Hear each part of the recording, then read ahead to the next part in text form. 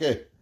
Alors on commence et on va ce soir donner le shiur Refoua Shelema Alexandra Esther Batuna Akadosh Baruch Hu Yishlach la Refoua Shelema Bekarov. Amen. On demande à tout le monde Amen. de mettre sur mute. Voilà, comme ça on peut commencer.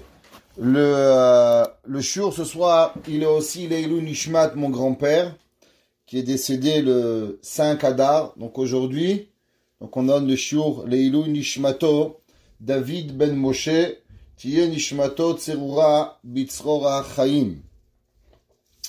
Avant qu'on commence cette semaine, le verset Chaf Aleph dans Mishlé, qui parle de Zera Shimshon, qu'on va voir, j'aimerais tout d'abord parler avec vous d'un petit concept qui est rapporté, intéressant à propos de ce mois de Hadar. Comme vous savez tous, on est durant le mois de Hadar, et durant le mois de Hadar, il y a quelque chose de très particulier.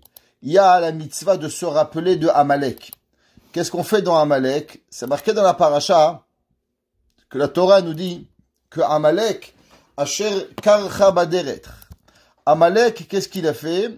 Il nous a refroidi dans notre chemin. Ça veut dire on était en train de faire le service divin, principalement, et Amalek, il nous a refroidi. Dans le Zera Shimshon de cette semaine, un vraiment très intéressant, vous savez qu'il n'y a aucun hasard, et tout ce qu'on fait, c'est vraiment Mina Shamayim. On va parler un petit peu du froid. Alors ceux qui ont pas compris qu'on était au Canada et qu'on était un peu au froid, alors un petit rappel, et de voir ce qui se passe. Dans le verset de cette semaine, c'est marqué dans Mishlé, Lotira lebeta mishaleg. Cette femme extraordinaire, cette Eshet Chayil, alors elle n'a pas peur, traduction littérale, dans sa maison, mishaleg, shaleg c'est la neige, qui colle beta, car toute sa maison, la vouche shanim, elle est habillée avec des tissus et des tentures qui coûtent cher. Ça, c'est principalement ce que le verset que nous allons expliquer aujourd'hui. On voit que Shlomo HaMelech, il parle d'une femme qu'il fait froid et qu'elle s'assure que sa maison entière, elle n'a pas froid. Avant qu'on commence à expliquer un petit peu ces versets, j'aimerais prendre quelques secondes pour raconter une anecdote de Baba Salé. C'est marqué à propos de Baba Salé. Je ne sais pas ceux qui ont connu Baba Salé, mais en tant que grand saint, tzaddik, homme extraordinaire, il avait l'habitude de ne jamais se couvrir durant l'hiver. Durant tout l'été, l'hiver, l'année entière, quand il dormait sans couverture. Vous savez que dans la Torah, il est écrit qu'il y a quelque chose d'extraordinaire. Il y a des gens qui essayent souvent de faire des jeûnes, de faire ce qu'on appelle de la mortification. Mais il y a quelque chose d'encore plus grand, c'est de pouvoir vivre sa vie, mais tout en essayant de ne pas le profiter au maximum. Exemple, le Mishnah Berurah, il ramène qu'il y a des personnes, aujourd'hui particulièrement, nous ne sommes plus dans la possibilité et la force physique de pouvoir jeûner. Pourquoi? Les jeûnes, ils sont difficiles à la personne et on n'a plus la force pour jeûner. Alvaï qu'on arrive déjà juste à jeûner les jeûnes obligatoires. À plus forte raison, des jeûnes qui ne sont pas obligatoires. Exemple, vous savez qu'il y avait une époque où les gens, ils jeûnaient depuis Rosh Chodesh Elul jusqu'à Kippour. Pendant 40 jours, tous les jours, ils jeûnaient le matin, la journée et ils mangeaient le soir. Le Ramadan, 30 jours, nous 40 jours on avait l'habitude. Mishnah Berurah dit qu'il y a certains postes de rabbins qui ne peuvent pas le faire. Exemple, les enseignants. Il est interdit à un enseignant de jeûner. Si c'est pas un jeûne obligatoire, il est interdit à un enseignant ou une enseignante de jeûner. Pourquoi cela?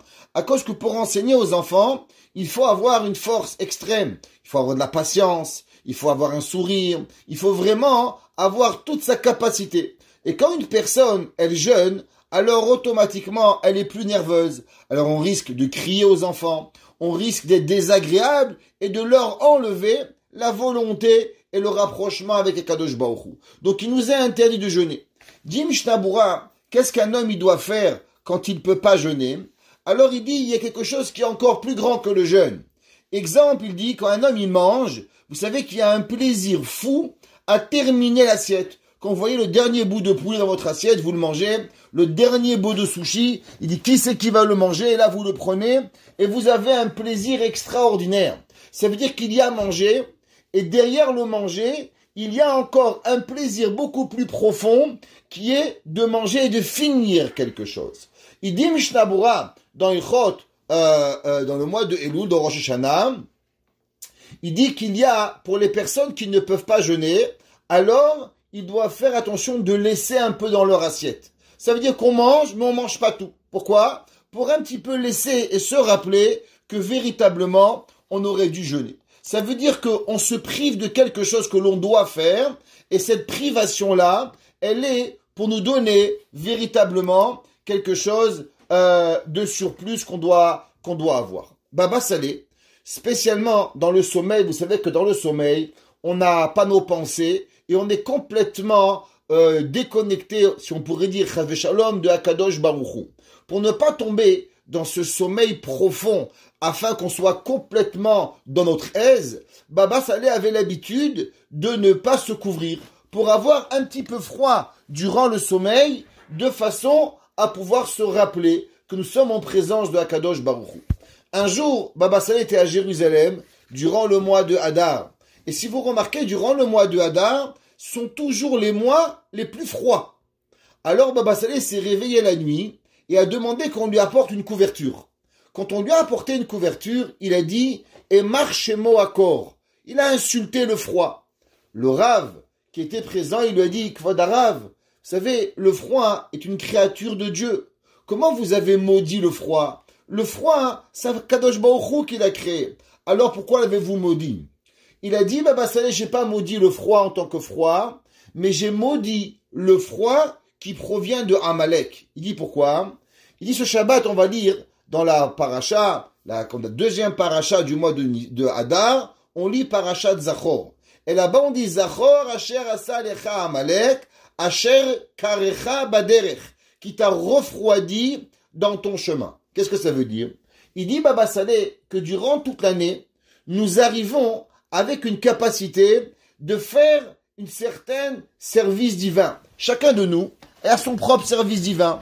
Un, par la shonara, un, de faire des chalot, l'autre, de prier avec Havana, de faire shachrit mincha. Et durant toute l'année, nous arrivons à maintenir notre statut de rapprochement avec Akadosh Baruch Hu. Et il dit, mais attention, il y a un mois dans l'année où il faut faire excessivement attention, que très souvent, des choses que ça fait des mois et des mois et des mois, que nous arrivons à se rapprocher de Dieu, durant le mois de Hadar, on a une chute. Et il dit pourquoi? Il dit à cause que durant le mois de Hadar, il y a ce qu'on appelle Itgaburut Hakilipa Shel Amalek. Il y a un renforcement de la force de Amalek. C'est quoi la force de Amalek? C'est de nous refroidir dans notre service divin. Il dit c'est pour ça qu'il fait plus froid. Pourquoi il fait plus froid? À cause qu'on a envie de moins prier. On a envie moins de faire cette mitzvah. Et c'est pour ça que durant le mois de Hadar, malgré qu'on a naturellement un déclin de volonté de Dieu, on doit profondément travailler sur nous-mêmes pour ne pas tomber dans ce déclin et se rapprocher de Akadosh Baruch Hu. Il a dit, Baba Salé, durant toute l'année, cette année, j'avais pris sur moi de ne pas me couvrir avec une couverture, pour ne pas avoir ce plaisir du sommeil. Et c'est incroyable. La semaine de Purim, la semaine où nous allons dire Zachor, je suis pas capable de pouvoir dormir sans une couverture. Alors je maudis ce Amalek qui m'a refroidi dans mon service divin. On va voir plus tard que le Zera Shimshon va parler principalement de cet enseignement-là qui nous arrive. La Gemara, dans Masechet Shabbat, Daf Kuf Nun Aleph Amud Bet. Ceux qui sont déjà avec nous, plus ou moins, ils ont déjà appris que Baruch Hashem, on a des Talmidei Chachama, on a des Talmidei Chachamim qui sont avec nous. Alors on a l'habitude d'apprendre quelques lignes de Gemara pour pouvoir arriver à comprendre ce qui se passe dans notre livre de Zera Shimshon. Juste pour comprendre de quoi il va parler ce verset, il dit le verset Lotira les beta mishaleg, elle a pas peur dans sa maison du froid, qui chol beta lavushanim, car ses enfants et sa famille, ils sont habillés chaudement. À Rashi et le Metsudot, ils expliquent un peu ce verset, un peu plus que le Pshat. Et il dit que vous savez qu'il y a dans la Torah deux genres de Gehinam. Il y a un Gehinam chaud et il y a un Gehinam froid. Quand un homme, il va monter au ciel, il y a deux façons que Akadosh Baruch Hu va le punir. Des fois, on va le chauffer et des fois, on va le refroidir. Alors, un de nos grands maîtres, le Ramchal, Rabbi Moshe Chaim Lutzato, il dit pourquoi il y aurait un Gehinom, un enfer chaud et un enfer froid. Et il explique la chose suivante. Il dit, vous savez que dans la Torah, il y a deux genres de péchés. Il y a des péchés que l'on n'a pas le droit de faire avec de la chaleur. Exemple, un homme qui a envie d'une certaine envie. Par exemple, il a envie de manger quelque chose qui est interdit. Alors qu'un homme, il a une envie, alors son corps, il se chauffe. Par exemple, un homme qui est en colère, c'est aussi une façon de chauffer le corps. Pourquoi ? À cause que l'homme a une température, quand un homme, il mange avec beaucoup de volonté, il va même transpirer. Pourquoi ? À cause que quand il va faire son action, il va transpirer pour pouvoir accomplir la volonté de son interdit. Cette volonté, elle va le faire chauffer. Ceux qui ont l'habitude de cachériser leur maison avant Pessah, ils savent tous que de la façon comment on cachérise quelque chose, de la façon que l'interdit il est rentré, alors il doit sortir. Exemple, si vous prenez un verre, comment vous allez, qui a pris du chametz, pour exclure le chametz, il lui faut la même chaleur. S'il y avait de l'eau à travers qu'elle va rentrer dans l'ustensile, alors avec de l'eau, la agala, on va extraire le chametz. Si par exemple il y avait de la chaleur plus fort, le four, alors il va falloir du feu pour pouvoir extraire cette chaleur-là. Kebol'o karpolto. De la même façon que l'interdit rentre, il lui faut la même chaleur pour pouvoir sortir. Dit le Ramchal, pourquoi il y a le Gehinam chaud? Des fois, nous avons fauté avec une chaleur. Exemple, je me suis énervé. Ce qui est interdit d'après la Torah. Comment Akadosh Baruch Hu va sortir de notre neshama cet énervement? Comment Akadosh Baruch Hu va extraire de notre neshama l'envie d'avoir mangé, l'envie d'avoir fait quelque chose qui est interdit, qui a chauffé notre corps à travers la chaleur. Mais il y a aussi un Gehinam froid. C'est quoi le Gehinam froid? Le Gehinam, il y a des personnes qui fautent par passivité. Exemple, on a vu la semaine dernière, il y a un pauvre qui vient, qui vous tend la main. Et vous, qu'est-ce que vous faites? Vous faites rien. Vous êtes passif. Ça veut dire que vous avez apporté à votre corps une certaine passivité, que cette passivité-là vous a donné de ne pas faire ce que Akadosh Baruch Hu, il veut de vous. Vous voyez une vieille madame dans la rue, la Torah dit Vehadarta penezaken, et tu vas devoir aider la vieille personne. À la place d'aller et de traverser la rue pour aider la personne, on reste à notre place. La Torah te dit, tu as fait place à une certaine froideur de ne pas aller aider, alors malheureusement le Gehinam, il sera froid pour pouvoir punir la Neshama qui aurait fait cette faute. Ça veut dire qu'il y a deux choses. Il y a le Gehinam chaud par rapport aux Averot que nous faisons avec cette chaleur, et il y a les Averot que nous faisons avec cette froideur en ne faisant pas. Exemple, je vois un rave, j'ai une mitzvah de l'honorer, je vois mon père et ma mère que je dois honorer, je vois ma femme que je dois honorer, et ainsi de suite. Certaines mitzvot que je dois faire, je dois mettre les téphilines, je les mets pas. Une mezouza, je la mets pas. Mikvé, je n'y vais pas. Tous les mitzvot que je fais, plutôt par paresse, alors ces mitzvot-là, elles seront punissables à travers le Gehinam. Et il dit, c'est quoi la vushanim? Meluvash bebigne tzivonim. Vehanimshal. Il dit, Rashi, de quoi nous parlons? Sha Torah, sha lomdim otam, en lahem lefachad mehaonesh. Ils disent, Chazal, vous savez, malheureusement, on essaie d'être des bonnes personnes.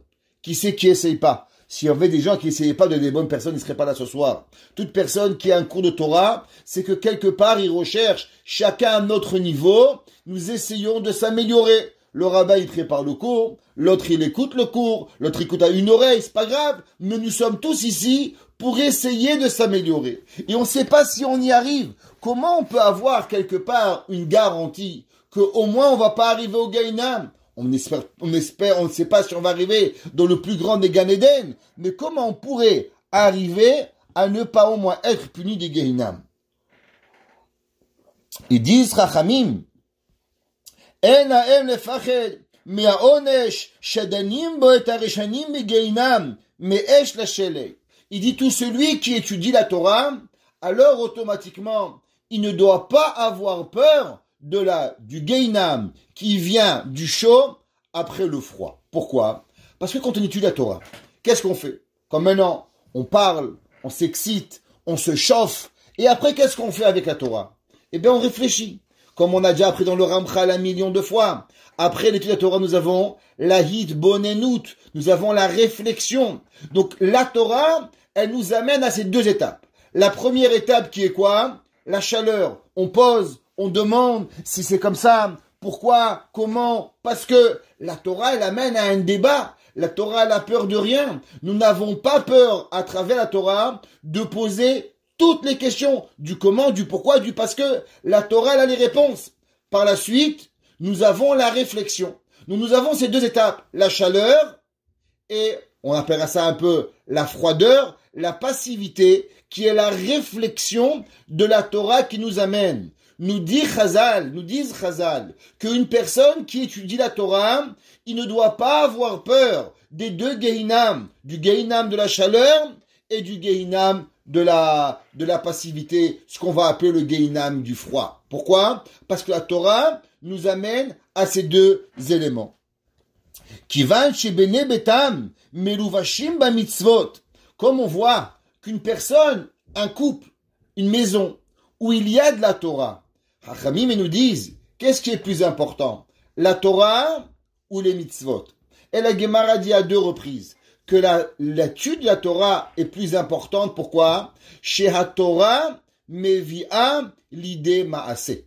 Généralement, dans une maison où nous apprenons la Torah, qu'est-ce que la Torah elle amène? La Torah, elle nous amène à l'action. Ça veut dire encore une fois, la Torah, elle amène cette chaleur, que cette chaleur, elle nous enlève cette froideur que nous pouvons avoir de passivité, à nous apporter à l'action, à devoir arriver. C'est pour ça que c'est marqué dans la Torah, par exemple, à propos du pauvre. Le pauvre, il écrit, la Torah, il dit, Patoach tiftach et yadecha. Tu ouvriras ta main. Pourquoi la Torah a dû dire à deux reprises, et ouvrir, tu vas ouvrir ta main? Pourquoi la Torah l'a pas dit seulement, et tu ouvriras ta main aux pauvres? Nous disent Rashi, dans Mishlei, et c'est marqué dans le Ibn Ezra, il dit à cause que Pato Artifta, au moment où une personne, il accepte de faire certaines mitzvot, les mitzvot vont protéger la personne des deux enfers, de l'enfer qui est chaud et de l'enfer qui est froid. Pareil, comme nous avons parlé la semaine dernière, à propos de la mitzvah du Eved Ivri, la Torah dit Ha'anek ta'aniklo. La Torah dit quand tu vas libérer ton esclave juif, non seulement tu vas le libérer, mais en plus tu vas lui donner de l'argent. Pourquoi? À cause que la nature de l'homme, elle est, non seulement l'esclave il va partir, mais est-ce que je vais devoir aussi le nourrir et lui donner à manger? La Torah elle te dit oui. Ha'anek ta'anik. Pourquoi à deux reprises la Torah elle emploie ce mot Ha'anaka? Nous dit Rashi, à cause que la Torah elle veut nous apprendre que ces genres de mitzvot qui sont difficiles à l'homme, elles vont nous protéger des deux Gehinam. Shekol elu ha-mitzvot matzilim mi-hashelek shel ha-Gehinam. Elles vont protéger la personne de quoi? Non seulement de l'enfer qui est chaud, mais de l'enfer qui est froid. Sur une note un petit peu plus peut-être amusante, il y avait un jour, si vous savez, vous rappelez, je crois en 1981, il y avait le Rav Mordechai Eliaou. Il est venu visiter Montréal. Il est venu en plein hiver. Il faisait très très très froid. Et il avait dit que toute personne qui habitait Montréal et qui était dans cette ville, il était automatiquement exempté de toute de tout enfer froid, vu que nous vivons 6 mois par année dans ce bar de Tamot, alors nous étions déjà exemptés de tous les enfers de froid qui pouvaient arriver, surtout avec ce froid. Donc quand vous montez en haut, rappelez-vous la petite anecdote que le Rav Mordechai Eliaou nous avait raconté. La Gemara, dans Masechet Shabbat, elle nous apprend la chose comme ça. La Gemara, elle nous dit, Vetanya, Rabbi Shimon ben Eliezer Omer, Ase'ad, she'ata motzeu matzu lecha, vodecha biyadecha. La Gemara, elle dit, tu sais, aujourd'hui, tu as la possibilité de donner la tzedaka. Donne la tzedaka tant et aussi longtemps que tu es capable de donner la tzedaka. Parce qu'il va arriver un moment dans la vie où tu ne pourras plus donner la tzedaka. C'est quand ce moment où l'homme ne pourra plus donner la tzedaka, le Talmud il dit, c'est quand Mashiach il va venir. Quand Mashiach va venir, Akadosh Baruch Hu, il va enlever la pauvreté du monde. Chacun de nous allons avoir, Baruch Hashem, ce que nous avons besoin. Il n'y aura plus de pauvreté. Et vu qu'il n'y aura plus de pauvreté, la Gemara a dit que Akadosh Baruch Hu, il dit, tu sais mon fils, donne la tzedaka. Encore aujourd'hui, tu as la possibilité de la donner. Mais un jour, tu pourras plus l'accomplir cette mitzvah. Le Rav de Brisk, le Bet Halevi, qui était cette semaine, sa nahala, sa yirzait, il disait, pourquoi c'est marqué dans le verset, Ki Tzion, Bitzdaka ou Bemishpat Ipadem, car Tzion, il va être racheté avec la justice et la tzedaka. Il dit, à cause que aujourd'hui, comme on vient d'apprendre à la Gemara, nous avons la possibilité d'accomplir cette mitzvah extraordinaire qui est la tzedaka. On peut donner aux yeshivot, aux kolalim, aux pauvres, aux kesbet Yosef, à toutes les questions que vous voulez. Mais quand Mashiach va venir, vous allez rêver de vouloir donner la tzedaka, mais vous pourriez plus la donner. Pourquoi? À cause qu'il n'y aura plus de pauvres. Dit la Gemara, tant et aussi longtemps que tu peux la donner, alors dépêche-toi de pouvoir la donner. Et la Gemara, elle continue, et elle dit, chez Vezachor, Ve'av Shlomo HaMelech, Amar Bechochmato. Et ainsi, le roi Shlomo HaMelech, il a écrit avec sa sagesse, Uzechor borecha bimeh bachurotecha, et souviens-toi de ton créateur au moment de ta jeunesse, Ad asher lo yav'u yemei hara'a, elu yemei hazikna, ve'egiu shnayim, asher tomar en bahem chefetz, elu yemei hamashiach, she'en bahem lo zachut ve'lo chova. La Gemara a dit, et même Shlomo HaMelech, il a dit, donne tzedaka aujourd'hui, parce qu'un jour il viendra où tu pourras pas donner la tzedaka. La Gemara a dit, ça, cette discussion sur Shmuel, il y a un des grands maîtres du Talmud qui s'appelait Shmuel, que Shmuel, il disait que entre ce monde-ci et le temps messianique, en ben ha'olam haba, ba'olam hazeh, limot ha'mashiach, ela shibud malchuyot bilvad. Lui était de l'opinion que quand Mashiach il va venir, il n'y aura pas tout le monde qui va être riche. La seule chose qu'on va avoir, c'est que les nations n'embêteront plus le peuple juif. Mais la vie, elle va continuer à être normale, et on va pouvoir encore avoir des riches, et avoir des pauvres, et avoir des anciens riches, ou des nouveaux pauvres, comme vous voulez, à vous les apprendre ce que vous voulez, et on pourra continuer à donner la tzedaka. La Gemara, elle continue, et elle dit un enseignement extraordinaire. Tanya, Rabbi Eliezer HaKapar Omer, il disait, Rabbi Eliezer HaKapar, Le'olam yevakesh Adam Rahamim al Midazum. Il dit en vérité, un homme doit prier toute sa vie sur cela. Sur quoi? Rahamim nous disent, comme ça Rachid apprend dans la Gemara, que l'homme, il doit prier toute sa vie à ne jamais être pauvre. C'est l'homme, il doit toujours demander à Kadosh Baruch Hu, Dieu, s'il te plaît, assure-toi que je ne manque de rien. Im huloba, chez im huloba, parce que s'il va pas arriver, la Gemara a dit, parce que même si peut-être lui, il va pas arriver à la pauvreté, ouais, bno, vim benolo, ba ben beno, la Gemara a dit, Parce que si tu pries pas, tu sais, la pauvreté, elle peut toucher toi, elle peut toucher ton fils, elle peut toucher ton petit-fils, Dieu préserve. La Gemara, elle dit, prie, assure-toi de prier, que jamais tu manques de rien. Et si la prière, elle n'est pas pour toi, elle sera pour ton fils. Si elle n'est pas pour ton fils, elle sera pour ton petit-fils. Elle n'est pas pour ton petit-fils, elle sera pour ton arrière-petit-fils. Et la Gemara dit, comme c'est marqué dans la mitzvah, à propos de la mitzvah de prêter aux pauvres, Naton titano, tu vas donner et tu vas redonner aux pauvres. On a vu déjà que pourquoi on avait parlé 2 fois Naton titen, double fois, double langage, à cause c'est la mitzvah qui nous protège des 2 Gehinam, du Gehinam chaud et du Gehinam froid. Et la Torah dit Velo yera levavecha betitechalo, et tu n'auras pas de mal au moment où tu vas le donner. Et la Gemara dit Ki biglal hadavar hazeh, car grâce à cette chose-là, alors Akadosh Baruch Hu, il va te bénir et il va te donner une bracha dans tout ce que tu vas faire. Et la Gemara dit, il y avait un de nos grands maîtres, il s'appelait Rabbi Ishmael. Rabbi Ishmael était un prêtre dans le second Beth Amidash. Rabbi Ishmael Kohen Gadol. Et la Gemara dit, à la yeshiva de Rabbi Ishmael, ils ont enseigné l'enseignement suivant. Quel enseignement? Il a dit, vous savez que le mot biglal, normalement en hébreu on aurait dû dire bishvil. Pourquoi on a employé le mot biglal? À cause que le mot galal, il veut dire un cercle.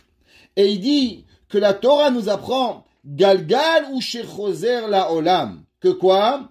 Que la Gemara elle dit que si l'homme il fait pas attention, alors malheureusement il va tout perdre. Rabbi Ishmael, écoutez qu'est-ce qu'il a dit? Il dit si un homme il donne pas la tzedaka. Vous savez le monde il est rond. Pourquoi le monde est rond?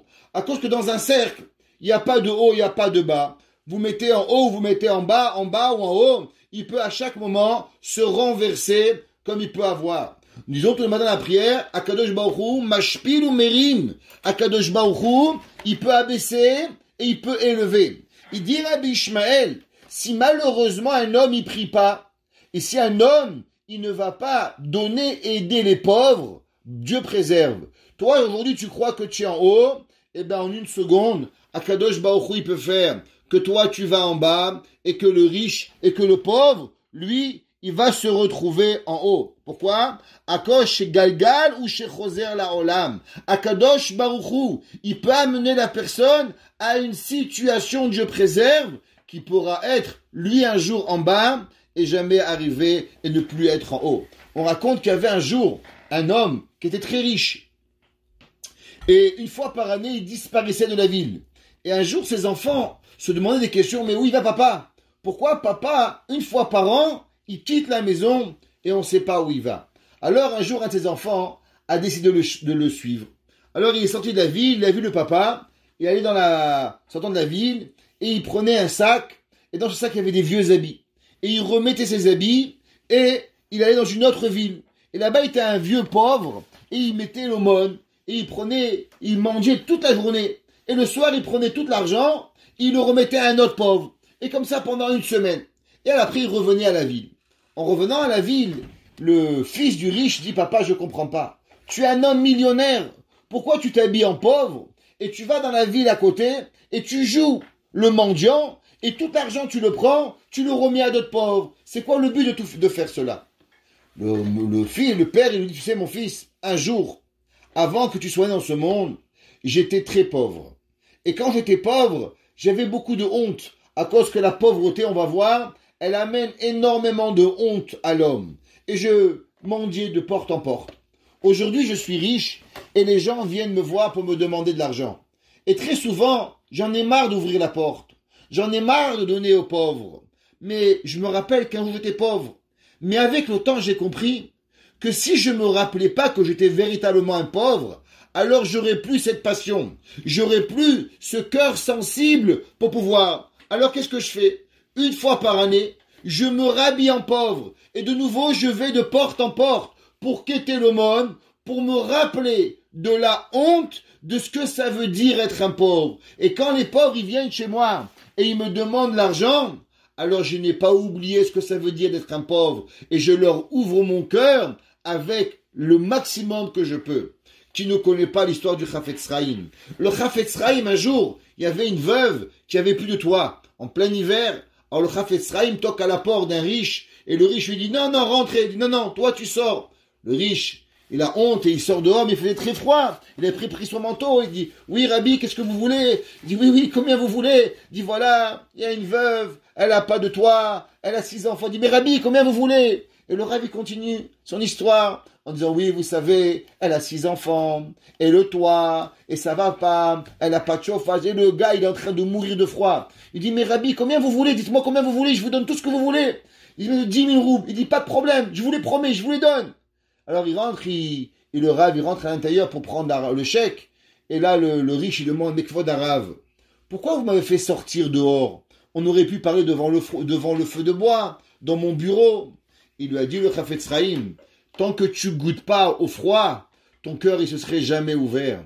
Si tu as donné aujourd'hui la somme que j'avais besoin, c'est à cause que tu as goûté au froid. Mais tant que toi, tu serais au chaud, alors tu aurais négocié 10 000, 5 000, 3 000, 8 000. Tu m'aurais jamais donné ce que j'ai besoin.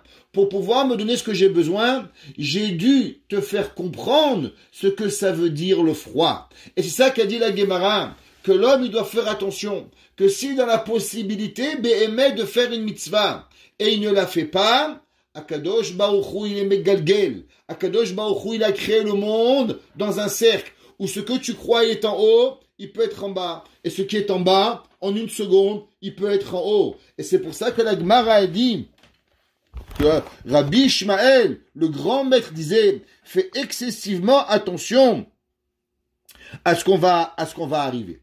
Le Hatam Sofer, un de nos grands maîtres, Rabbi Moshe Sofer, qui vivait en 1840, qui était le gendre de Rabbi Akiba Eger. Rabbi Akiba Eger disait sur lui, Aya Gaon, le génie de Torah, le Hatam Sofer. Et le Hatam Sofer dit, sur quoi un homme il doit prier? Un homme il doit prier, pas seulement sur avoir de l'argent, de l'aise financier, mais il doit prier d'avoir des enfants dans le chemin de la Torah. Et il disait, le Hatam Sofer, sur quoi la Gemara a dit, Rabbi Eliezer Kapar Omer, Leolam Yevakesh Adam Rahamim al Midazu. Sur quoi la Gemara a dit que l'homme, il doit toujours prier? C'est d'avoir un enfant Talmid Chacham, un petit-fils Talmid Chacham, de lui-même de garder sa tête. On ne sait pas, Dieu préserve. David Amelech, il a écrit, Al tashlichenu le'edikna, vekichlot kochenu al ta'azvenu. L'homme, il doit, à chaque moment de sa vie, se prier à Dieu de ne jamais tomber dans la vieillesse. En une seconde, on peut devenir Alzheimer, Dieu préserve. On peut devenir sénile et on peut tout perdre. L'homme, il doit prier que lui reste dans la Torah, que ses enfants dans la Torah, et même ses petits-enfants dans la Torah. Et la Gemara, elle nous continue à propos de cela. Elle nous dit ici, Amar Rabbi Yosef, il dit Rabbi Yosef, Naktinan, écoutez ce que la Gemara a dit. C'est quoi Naktinan? C'est marqué dans les Mefarshim. Naktinan, ça veut dire que nous avons reçu de nos maîtres, que de nos maîtres, ils ont reçu de leurs maîtres, et de leur maître jusqu'à Moshe Rabbeinu. Haït Surma Merabanan, les jeunes rabbins, ces jeunes qui étudiaient à la yeshiva, Lomi Ba'e, Lomi Ane, ils vont jamais devenir pauvres, la Gemara a dit. La Gemara a dit que les jeunes qui étudient la Torah, eh ben eux, ils ne deviendront pas pauvres. La Gemara a dit pourquoi? La Gemara a dit, à cause c'est marqué dans la Mishnah dans Masechet Pe'a, c'est marqué Shatalmud Torah ou Mehadvarim Shadam Ochel Baolam Hazeh. C'est marqué qu'une des choses que dans ce bas monde, on peut prendre une récompense, malgré que généralement, nous n'avons pas de récompense dans ce bas monde pour les mitzvot. Mais une des mitzvot que nous avons, oui, une récompense, c'est la mitzvah de la Torah. Le Ben Ishraï, qui ne connaît pas Rabbi Yosef Chaim de Bagdad, il explique et il dit, pourquoi la Gemara a dit que les rabbins, ils seront jamais pauvres? Qu'est-ce qu'ils ont de spécial les rabbins? Pourquoi ils n'auront pas pauvres? Alors il explique et il dit que la Gemara, elle parle de Oni. Oni, c'est la pauvreté. Comment on écrit le mot Oni, Aïn, avec 70. Vav, c'est 6. Nun, 50. Et Yud, c'est 10. En tout, valeur numérique 136. C'est quoi la valeur numérique de 136? la valeur du mot kol. C'est quoi kol? C'est la voix. La Torah, elle dit hakol, kol Yaakov. Elle dit le Ben Ishraï, tant et aussi longtemps que l'homme, il étudie la Torah, alors la Torah, le son de la Torah, il protège la personne de ne pas tomber dans la pauvreté. Le Hatam Sofer, il dit, c'est pour cela que la Gemara dit, prie pour que tes enfants, ils sont des rabbins. Prie pour tes enfants, pour ils suivent le chemin de la Torah. Parce que en devenant un homme de Torah, alors automatiquement, tes enfants ne deviendront jamais dans la pauvreté. Un jour, j'avais un monsieur que je connaissais quand j'étais jeune. Il avait un fils qui était mon ami.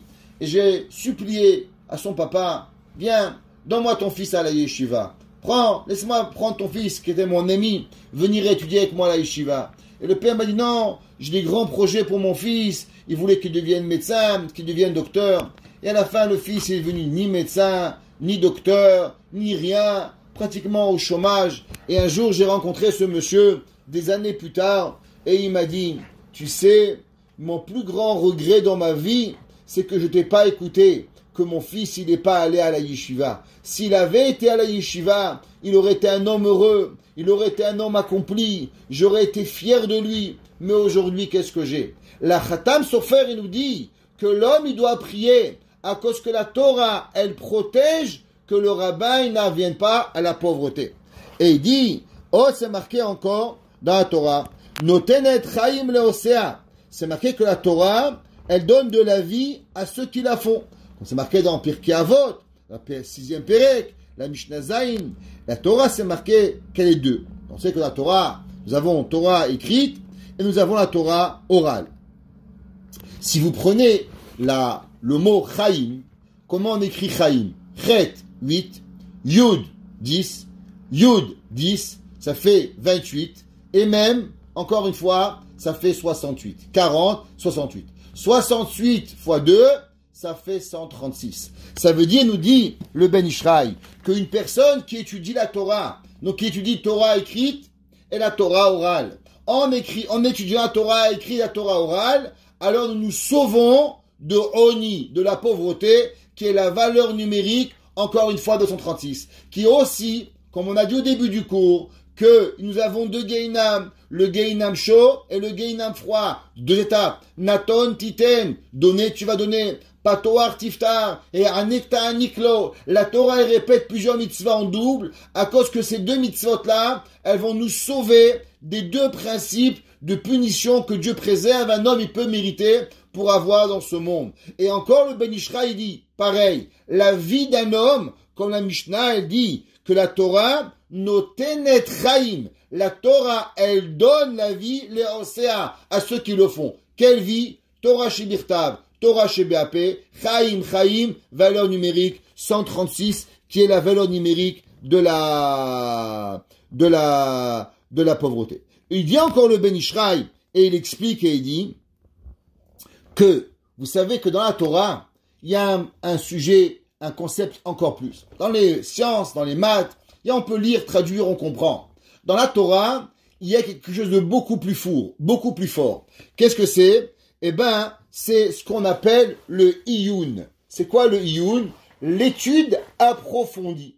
L'étude approfondie de la Torah, qui est de véritablement comprendre la volonté de Dieu. Comment nous écrivons le mot iyun?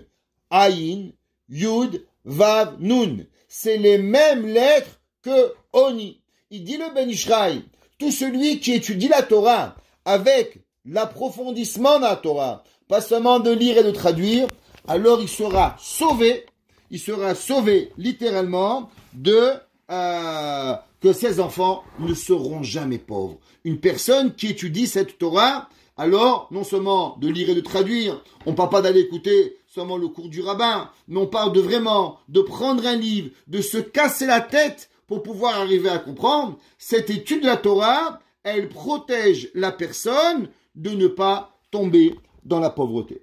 La Gemara, elle dit, Ve'akahazinan demi'ane. La Gemara, elle dit, mais tu sais, c'est vrai, mais malheureusement, on voit, il y a des rabbins qui sont pauvres. Vous savez, il y avait un jour un président du consistoire. Il y avait un jour un rabbin, il lui a dit, monsieur, vous savez, j'ai une grande famille, il faudrait m'augmenter un petit peu mon salaire.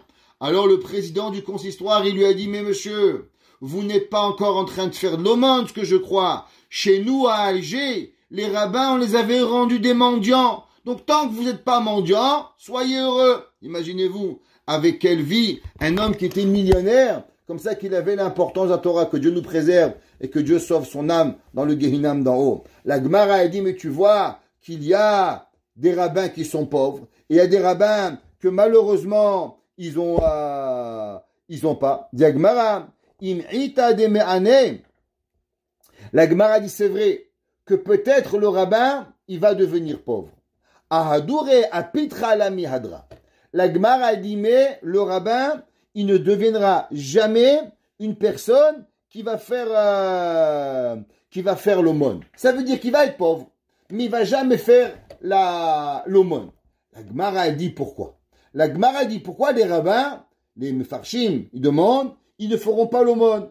Alors, le Meiri, Rabbeinu Menachem HaMeiri, ainsi que Rabbeinu Shlomo Eliezer Adlish, pour ceux qui connaissent le Maharsha, ceux qui sont à nos cours, ils ont déjà souvent écouté ce nom, ce grand vénéré saint, Rabbeinu Shlomo Eliezer Adlish, qui était le rav de la ville de Ostro en Ukraine au XVIe siècle.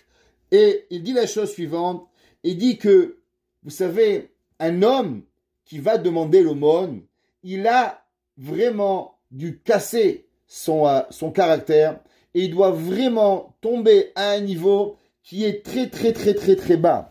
Et en vérité, un homme n'arrive là seulement quand il a plus d'estime de soi-même. Et il dit le Maharsha que autant pauvre qu'un homme va arriver. Mais vous savez qu'est-ce que la Torah elle va créer chez un homme? La Torah elle va s'assurer que le rabbin il aura toujours le self-esteem minimum de ne jamais devenir un mendiant. Et il explique encore et il dit que le chacham, le rabbin, il n'a pas besoin d'arriver à la pauvreté. Pourquoi? À cause que quand on est rabbin, on a toujours des bons conseils. On a toujours des gens à qui on fait du bien. Et ces gens-là qui sont autour de nous, eh ben eux, ils vont s'assurer que jamais, Baruch Hashem, nous arriverons à tomber et à manquer de ce que nous avons besoin pour pouvoir y arriver. Et le Ben Israël continue dans son explication et il dit pourquoi le rabbin il ne va pas arriver à la pauvreté. Alors vous savez que venir aux portes des maisons, alors c'est une honte. Et comment on appelle une porte dans la Torah? On appelle ça sha'ar. Sha'ar, c'est une porte. Ou Mordechai, Yoshe b'sha'ar hamelech. On va y aller la semaine prochaine dans la Megillah. Et Mordechai, il était assis à la porte du roi, à la porte du royaume de Ahashverosh. On sait que le Beth Amikdash, il est aussi appelé des portes. D'où nous savons cela? C'est marqué dans le verset dans Tehilim. Ohave Hashem sha'aret Zion. Ceux qui aiment Dieu, ils sont aux portes de Jérusalem. Et la Gemara dans Masechet Berachot, elle dit, qu'est-ce que ça veut dire? Elle dit de quelle porte nous parlons? Nous parlons des gens qui connaissent la Torah, qui connaissent la halakha. Alors eux, ils sont des gens qui sont dans les portes de Jérusalem, du temple.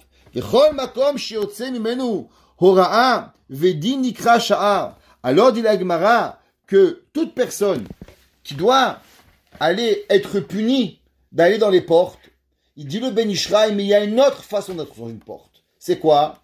Il dit quand une personne, elle étudie la Torah, elle étudie la halakha, et en étudiant la halakha, alors elle est comparée à une personne qui est assise dans les temples, dans les portes du royaume de Dieu. Donc vu qu'il est déjà dans les portes du royaume d'Akadosh Baruch Hu, il n'a pas besoin de nouveau de repasser par les portes des gens. Ramim, c'était marqué dans le Ben Yoyada, et il dit pourquoi la Gemara, elle continue, et elle dit, regardez la Gemara extraordinaire, la Gemara dit, Amar leu Rabbi Chia lidbitu. La Gemara dit qu'il y avait un rabbin, il s'appelait Rabbi Chia. Rabbi Chia, pour ceux qui connaissent, la Gemara dit que Rabbi Chia, il a été celui qui va sauver le peuple juif. Pourquoi? La Gemara dit que Rabbi Chia, un jour, il a vu qu'on oubliait la Torah dans le peuple juif. Alors, qu'est-ce qu'il a fait, Rabbi Chia? Il a planté des graines de lin. Avec ces graines de lin, il a fait des filets. Avec ces filets, il est allé chasser des cerfs. Avec les cerfs, il a donné la viande à des pauvres. Et sur chaque cerf, il a écrit la Torah. Il a donné à chaque enfant. Et après, il a pris encore des cerfs. Il a écrit la Mishnah. Il a donné à d'autres enfants. Et il les a demandé que chacun, il apprend la Torah l'un avec l'autre. Et ensemble, la Gemara nous dit que Rabbi Chia s'est assuré de ne jamais que la Torah ne s'oubliera pas du peuple juif. Rami m'explique quelle a été la nécessité de Rabbi Chia d'aller planter la laine, le lin, de filer le lin, de filer les pièges, de chasser les cerfs, d'écrire sur la viande des cerfs, de donner la viande aux pauvres et ainsi de suite, à cause que Rabbi Chia il a compris. Pour que la Torah, elle soit jamais oubliée du peuple juif, qu'est-ce que nous avons besoin? Nous avons besoin que tout le déroulement de la Torah, il soit pur. Il n'y a pas d'interaction qui provient de quelque chose qui n'est pas pur.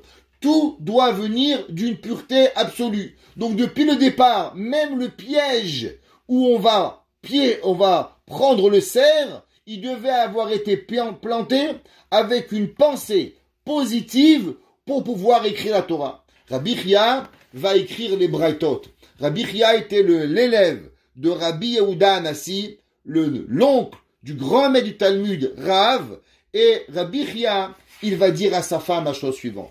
Amar lehu Rabbi Chia lidbitu. La Gemara nous dit que Rabbi Chia, il est allé dire à sa femme, Ki ate ena, quand il va venir un pauvre, akdmele rifta, quand tu vois un pauvre, n'attends pas qu'il te demande à manger. Tout de suite, va dehors et nourris les pauvres. Pourquoi? La Gemara dit qui est délicate moule baner. Il lui a dit de façon à ce que malheureusement Akadosh Baruch Hu donnera à tes enfants à manger et ils ne deviendront pas pauvres. Ils ne deviendront pas pauvres. Amrale lui a dit sa femme, Melat kalait eleu. Pourquoi tu maudis mes enfants? Pourquoi tu dis que mes enfants ils vont devenir pauvres? Déjà tu as déjà insulté mes enfants en disant que mes enfants ils vont devenir pauvres et là tu me demandes de nourrir les pauvres pour m'assurer qu'ils deviennent pauvres. Pourquoi tu m'insultes? Moi je t'ai rien fait. Querelle familiale entre Rabbi Chia et sa femme. La Gemara a dit, Rabbi Chia il lui a dit, Amarla krak active.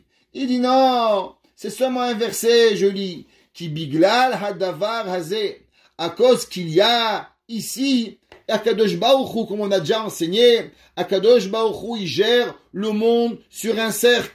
Vetana de Rabbi Ishmael, galgal ou shechozer baolam. Et le monde, il est seulement une roue, que Akadosh Baruch Hu, il fait tourner. Et la Gemara continue, et Tanya Rabban Gamliel, Berebi Omer, Venatan lecha rachamim berichamcha. Et Akadosh Baruch Hu, il va te donner de la miséricorde, et tu seras miséricordieux. Et il va te rajouter, Kol ha-merachem ala biriot, merachemim alav min ha-shamayim. La Gemara dit tout celui qui a pitié sur les créatures de la terre, alors Akadosh Baruch Hu, il aura pitié de lui. Vekol she'eno merachem ala biriot, El merachmim alav min ha-shamayim. Et la Gemara a dit que tout celui il n'a pas pitié des gens, Akadosh Baruch Hu, il n'aura pas pitié de lui. Et la Gemara, elle continue, et elle va continuer dans ce sujet. La Chamim nous disent de quoi on parle. Ça veut dire que on a déjà parlé souvent du concept à propos du Ramban. Le Ramban Nachmani nous a enseigné un concept qui s'appelle, depuis le début des temps, de Avraham Avinu au moment où il va créer le peuple juif. Il va créer le peuple juif avec un concept qui s'appelle Po'el Dimioni. C'est quoi une Pe'oula Dimionite? C'est faire quelque chose, que cette action, elle va créer chez Akadosh Baruch Hu la volonté de faire quelque chose. Il dit Rabbi Chia, tu sais Akadosh Baruch Hu, il va donner à tes enfants à manger. Si tu veux t'assurer que Dieu, il va donner à tes enfants à manger, sans même que toi, tu te préoccupes. Est-ce que tes enfants, ils vont à manger? La Gemara a dit, si tu veux être sûr que tes enfants reçoivent ce qu'ils ont besoin, avant même qu'ils demandent à Kadosh Baruch Hu, eh ben, la façon de le faire, c'est de nous-mêmes. N'attendons pas qu'un pauvre vienne nous voir et il nous demande à manger. On doit aller chez lui. On doit faire la mitzvah de Chesed, s'assurer qu'il a ce qu'il a besoin avant même qu'il nous donne. Et sinon, on s'assure que les pauvres, ils ont ce qu'ils ont besoin, sans même que nous, on leur demande, nous dit Rabbi Chia, alors automatiquement à Kadosh Baruch Hu, il s'assurera que nos enfants, ils ont ce qu'ils ont besoin, sans même que nos enfants ont le besoin de même prier pour leurs besoins. À combien cela, il est profond. Un de nos grands maîtres, il pose la question et il dit, pourquoi Rabbi Chia, il a dit que nos enfants vont être pauvres, et là sa femme, elle lui a dit, mais pourquoi tu as maudit nos enfants? Comment elle lui a dit? Melat laïté. Encore une fois, ce double langage, comme on avait vu dans le positif, qui était naton titen, ha'anek ta'anik, ouais, encore une fois, on voit ici une double malédiction. Et le Ben Ishraï, dans son Sefer Ben Yehoyada, qui est sur le Talmud, il explique et il dit la chose suivante. Il dit pourquoi il y a deux malédictions.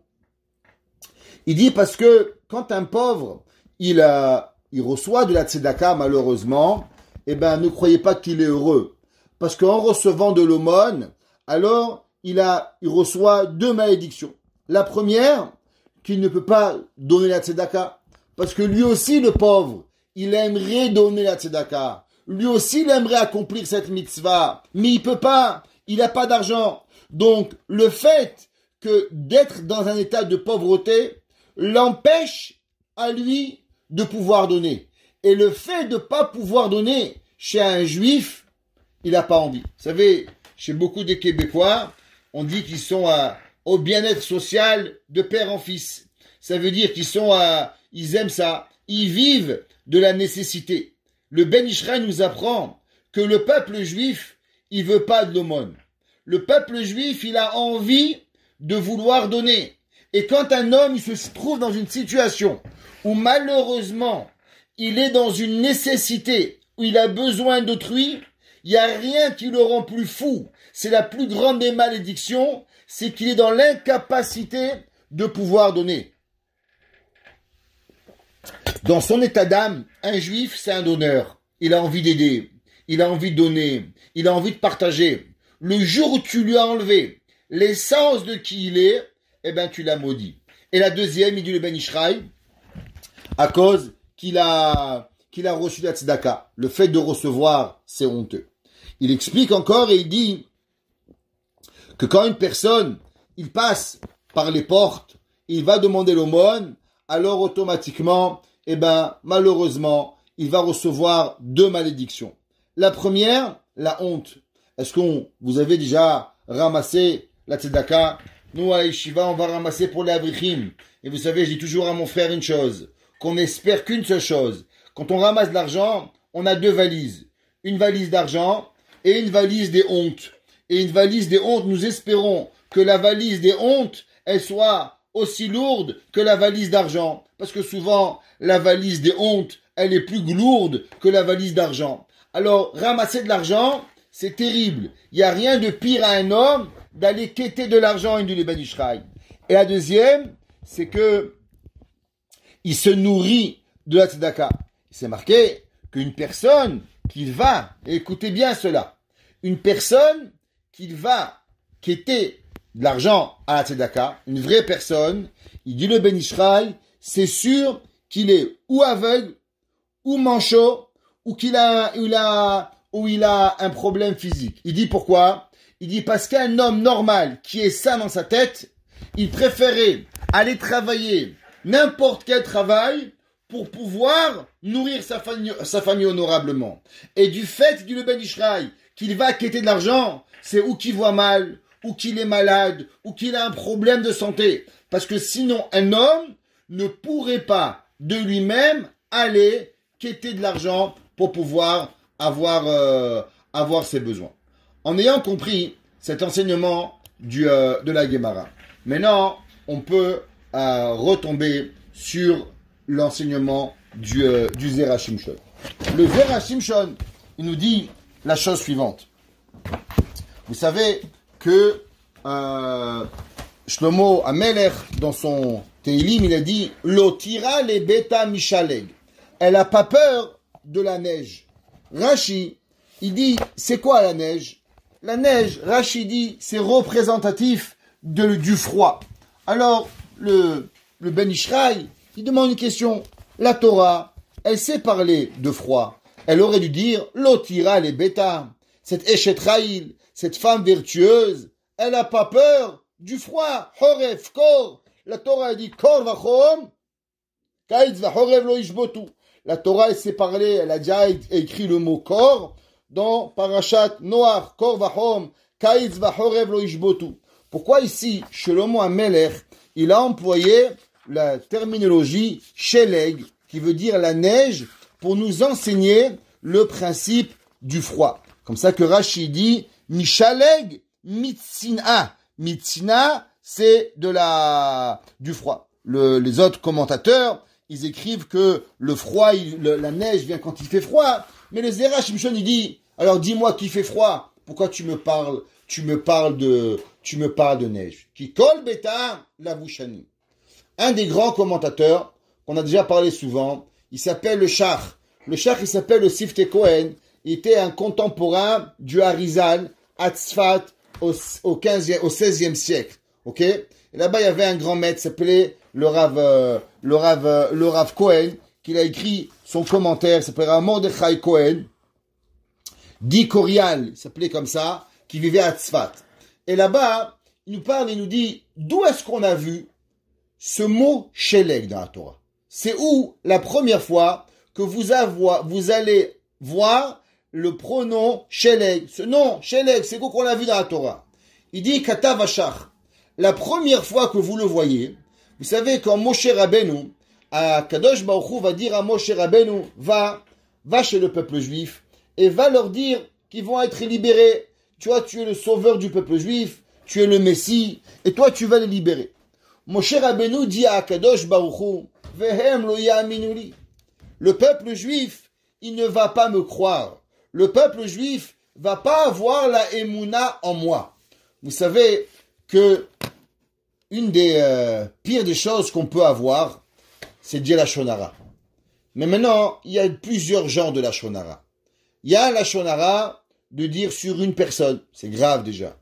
Mais de dire la shonara sur tout un peuple, c'est terrible.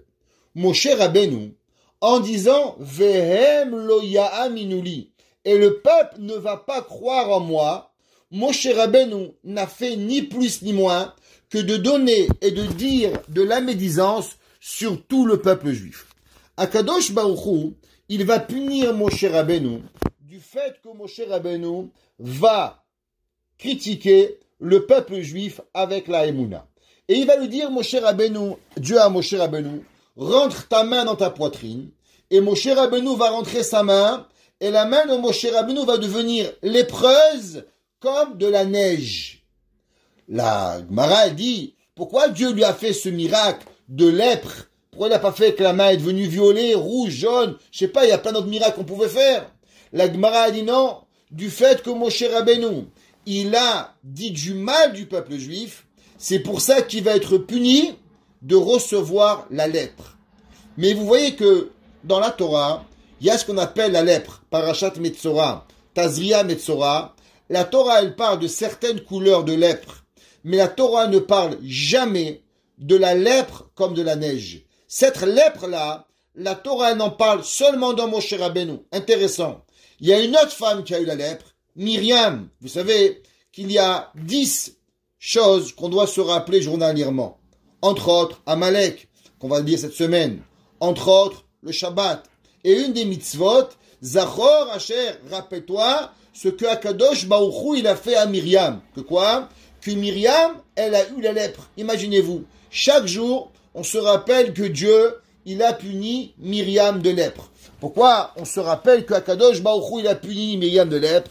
Si déjà une sœur qui a sauvé son frère, Moshe Rabbeinu, elle adorait. Quand sa mère, elle a mis Yochevet, Moshe Rabbeinu dans le Nil, qui c'est qui a attendu pour savoir qu'est-ce que Moshe Rabbeinu il allait devenir?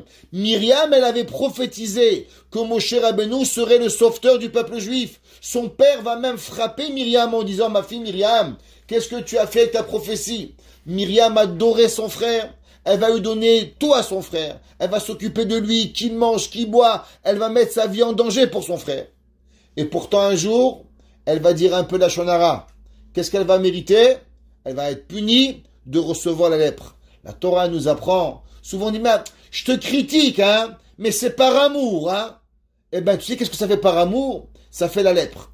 La Torah ne parle pas de lèpre comme neige. Pourquoi la seule lèpre de neige que nous parlons, c'est la lèpre de Myriam?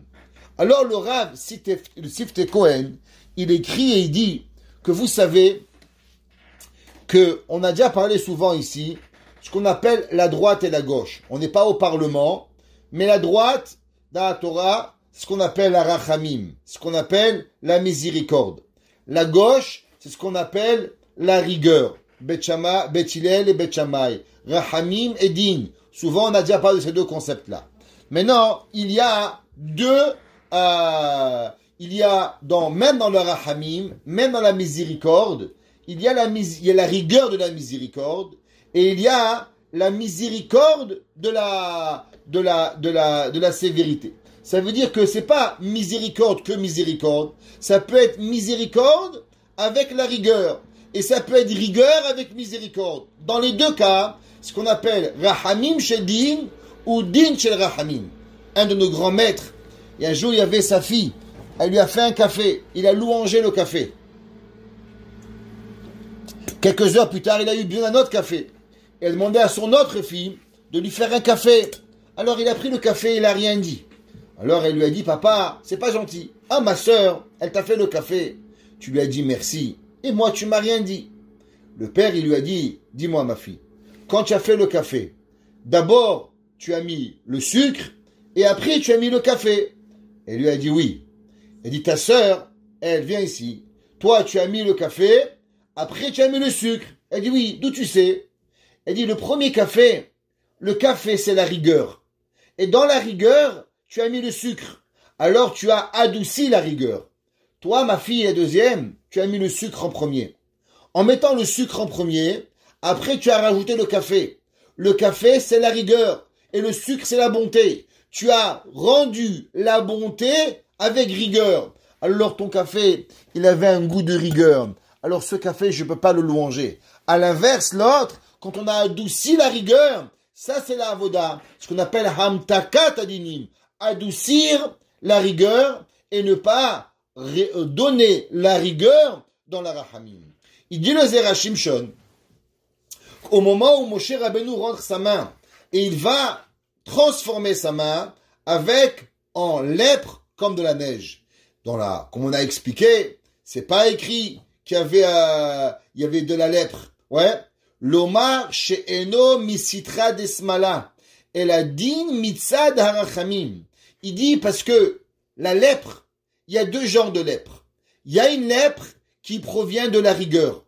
Et il y a une lèpre qui provient de la miséricorde. C'est ce qu'on appelle la rigueur de la miséricorde, qui provient du blanc. C'est-à-dire quoi le blanc? Vous savez que dans la Torah, c'est marqué dans le verset, Im avonechem kashanim, si vos péchés ils sont rouges, alors kasheleg yalbinu. Le verset dans Yeshaya, il dit, Akadosh Baruch Hu, il va les blanchir comme de la neige. La neige, elle est représentative de quoi?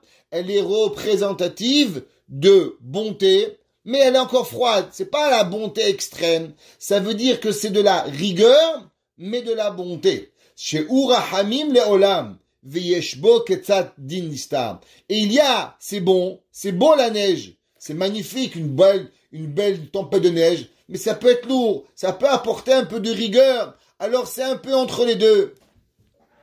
Et il dit que vous savez, c'est quoi la rigueur? La rigueur, principalement, pourquoi ça s'appelle Sheleg? On a déjà expliqué, et on finira avec ça ce soir, parce que le cours, il vient juste de commencer. Et le reste, c'était seulement l'introduction au cours que nous allons donner. On sait qu'au moment où Adam Arishon il a fauté, alors Adam Arishon il a fait une explosion de Kedusha, et l'explosion de Kedusha, elle a apporté 248 étincelles de sainteté qui sont parties se poser et s'exploser dans le monde. C'est ce qu'on appelle les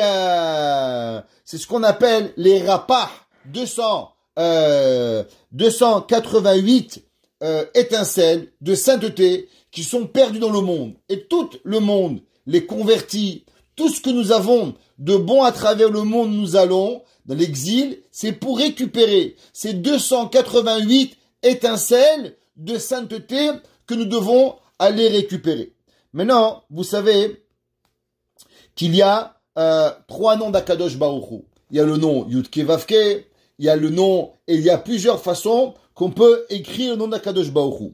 Et ensemble, ces noms, ils représentent le chiffre Ma, 45. Si vous faites 288 et 45, vous arrivez à 333. C'est ce qui représente véritablement les clipotes. Tout ce qui entoure les forces du mal, ils sont représentés dans la Kabbalah par ce chiffre de 333. Ce qu'on appelle le 3 à l'unité, le 3 à la dizaine et le 3 à la centaine. 3, 3, 3. Le chiffre 3 qui est 333. Shin, Lamed, Gimel. Et c'est ce qu'on appelle véritablement la Klippa. C'est pas pour rien que la chrétienté, elle est basée sur le 3, la Trinité. C'est quoi la Trinité? La Trinité, elle est représentative encore du 3. Du 3 à l'unité, 3 à la dizaine, 3 à la centaine, et qui va arriver. Et tout cela là, elle arrive, Béhémet, pour pouvoir arriver. Cette femme-là, cette Eshet Raïl, Lotira les Beta, elle a une maison tellement solide en Torah.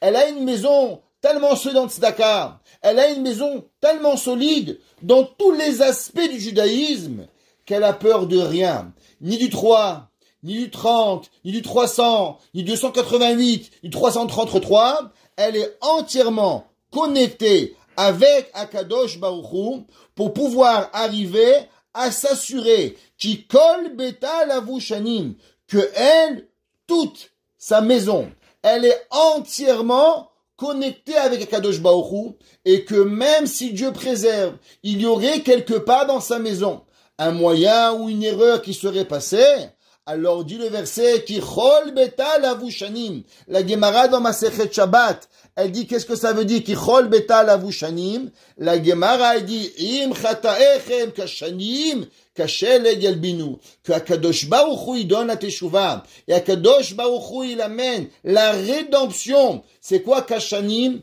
Comme une année. La même façon que Akadosh Baruch Hu, depuis le début de la création du monde, il avait créé le monde dans un état parfait, et qu'on est capable, avec la Teshuvah, de pouvoir rapporter la personne à ce moment de la création divine, de la perfection absolue, avant même la création, la faute d'Adam Arishon, à cause de la sainteté de cette maman, qui amène dans son foyer la Torah, la gentillesse, la bonté, de faire ce qu'elle doit faire, même avant qu'elle doit être faite, alors Akadosh Baruch Hu, qui chol betam, lavu shanim, Akadosh Baruch Hu, il lui donne à sa maison le pouvoir de pardonner tous ses péchés, et alors l'otira mi beta mishalei, elle a peur d'aucune explosion de mal, elle a peur d'aucun mal qui peut arriver, même qu'aujourd'hui, on sait qu'il y a, comme on a expliqué, la faute d'Adam Arishon, mais dans son foyer,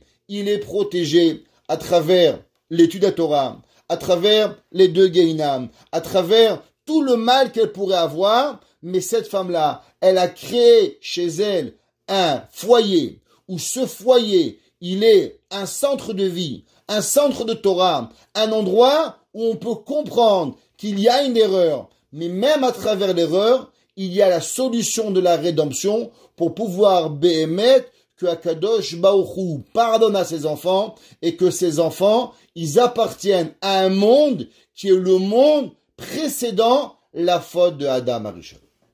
Et Bet Hashem, la semaine prochaine, on continuera sur les 2 explications suivantes du Zera Shimshon sur l'Otira les Beta Mishale Kichol Beta Lavush Shanim.